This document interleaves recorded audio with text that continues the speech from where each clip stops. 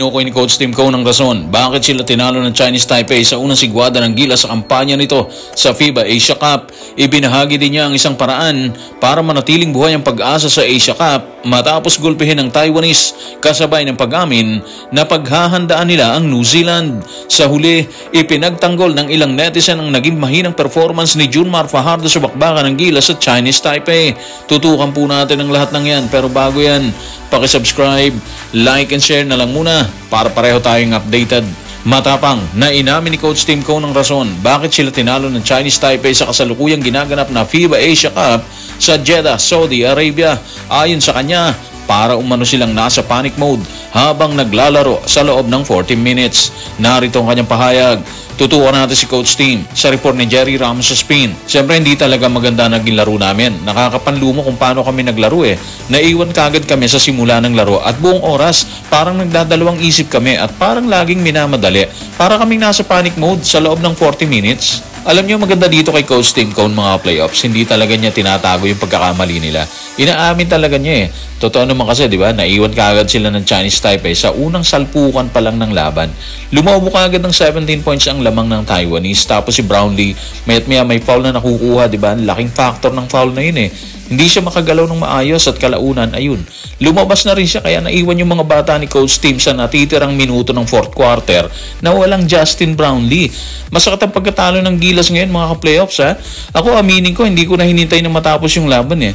Natulog na ako bago pa siya matapos kasi sobrang nakakadismaya yung performance talaga ng Gilas. Kung sila sobrang pangit ng laro, yung Taiwanese sobrang nanalasa naman sila kagabi, di ba? Matindi yung Chen eh, 34 points siya dito tapos si Gilbeck na dapat matatrangkuhan ni Kai Soto kung andun siya.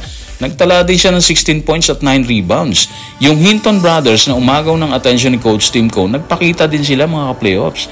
Yung Robert meron siyang 14, habang 4 naman kay Adam Hinton. Kitang-kita din natin yung kawalan ng kakayahan ng Gilas sa gitna, di ba? Gaya kasi ng dati, dominado ni Gilbeck yon. Hirap na hirap makapasok ang drive ng Gilas. Yung mga tres nila hindi rin pumapasok, kaya resulta, hindi na sila nakabangon. Humabol naman sila sa dulo, nakarating sila sa 6 na lamang na lang ng Chinese Taipei eh. Pero, gumanti kagad si Chen ng tres para ibaon ulit ang Gilas Pilipinas sa 9 na puntos na kalamangan. At mula doon, tuloy-tuloy na ulit sila. Nanalasa na naman sila hanggang dulo. Sa pagkatalong nalasap ng Gilas Pilipinas sa Chinese Taipei, ay tila nabaon sila sa isang sitwasyon na mahirap bumangon, bunga ng kasunod na schedule ng kanilang grupo kung saan nakatakda nilang kalabanin ng New Zealand. Tanong, paano hinaharap or haharapin ni Coach Tim at ng buong Gilas ang isyong ito? Tutukan natin si Coach Tim sa report ni Jerry Ramos sa Spin. Maaring malaking balakid to para sa amin ngayon, pero isa tong bagay na kailangan namin lampasan eh.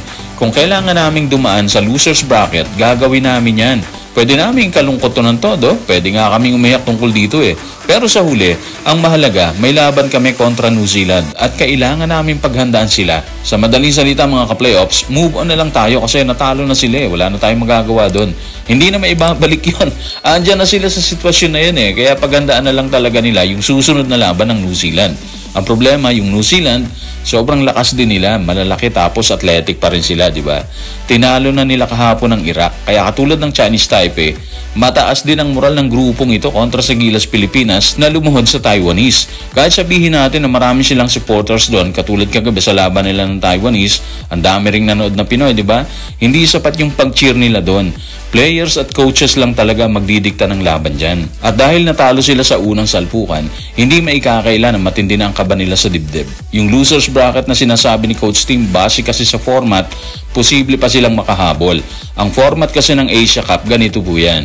Ang mga kupunan na nanguna sa kanilang grupo, may 4 na grupo yan sa kabuuan, direktang makakapasok na yan sa quarterfinals. Tapos yung susunod na 2 kupunan mula sa bawat grupo, dadaan sila sa crossover playoffs para matukoy ang 4 pang makakapasok sa quarterfinals.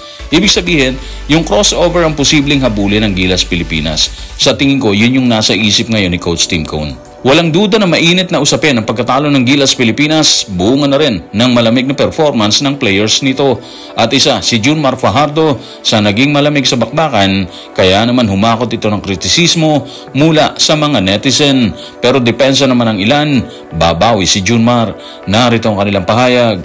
Tutukan natin si Anonymous sa kanyang official Twitter or X account. Respect kay Junmar Fajardo, babawi yan. Isang pangit na laro lang, mabubura na yung magandang ginawa sa Gilas Pilipinas. Sadyang nagkalat lang siya pero hindi natin matatanggi na siya ang mukha ng PBA ngayon. Much respect sa iyo, Abay. So hindi talaga umubra si Junmar Fajardo kagabi mga ka-playoffs. Yun, maliwanag yun.